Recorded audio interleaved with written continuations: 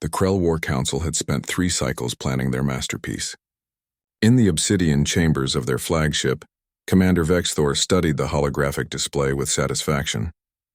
The asteroid field of Sigma-7 glowed before him, each rock carefully repositioned over months of covert operations.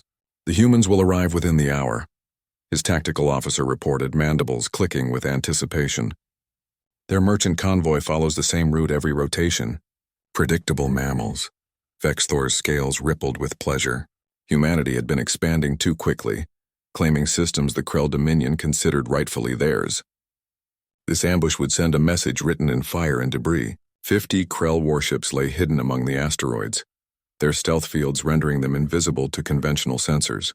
The human convoy, 12 cargo vessels with a mere 3 escort frigates, wouldn't know what hit them. They trust their sensor technology too much, Vexthor mused. They scan, they see nothing, they proceed. Today that arrogance dies with them. What Vexthor didn't know was that 3,000 kilometers above his position, Captain Sarah Chen sat in the command chair of the UHNS Indomitable, watching his every move. They've repositioned another asteroid, reported Lieutenant Kamara from the sensor station. That's the 48th adjustment in 2 months. Chen smiled grimly. How considerate of them. They're essentially building us a shooting gallery and marking every target. The Indomitable was a ghost, a spec ops vessel equipped with technology the Krell didn't even know existed. Humanity had learned long ago that the first rule of warfare was simple. Make your enemy think they know what you can do, then show them they were wrong. "Ma'am, the convoy is approaching on schedule," Commander Park announced. "Good. Signal them to proceed as planned." "How are our friends positioning themselves?" "They're powering up weapon systems now. Thermal signatures are spiking across all 50 vessels." Chen leaned forward. 50 capital ships against 3 frigates. They really wanted to make sure. She tapped her console. "Battle group, this is Indomitable Actual. Execute Operation Mirror on my mark." Throughout the asteroid field, 17 additional human warships began dropping their own stealth fields, not all at once, but in a carefully choreographed sequence. Humanity had been watching the Krell prepare their trap for 63 days. Every supply run, every repositioned asteroid, every encrypted communication had been monitored, analyzed, and cataloged. The humans had done something the Krell considered impossible. They'd waited. Aboard the Krell flagship, alarms suddenly screamed to life. "Commander, multiple contacts. Behind us, above us, they're everywhere." The tactical officer's voice cracked with panic. Vexthor's blood ran cold as his display lit up with red markers. Human warships materialized from nowhere, their positions perfectly calculated to create overlapping fields of fire. But it was the positions that truly terrified him. These ships hadn't just arrived. They'd been here the entire time, watching, waiting in the very asteroid field the Krell had so carefully prepared. "How?" Vexthor whispered. "Our intelligence said—" "Your intelligence said what we wanted it to say," a human voice interrupted over every Krell channel. Captain Chen's face appeared on their screens. "Commander Vexthor, this is Captain Sarah Chen of the United Human Naval Service. You are surrounded and outgunned. Power down your weapons and prepare to be boarded."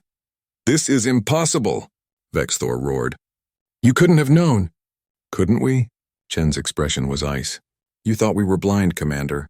You thought our sensors couldn't detect your stealth ships. You were half right, our sensors couldn't detect you. But you made a critical error. You assumed we only use sensors." She leaned closer to the camera. "Humans don't just rely on technology, Commander. We watch, we learn, we adapt.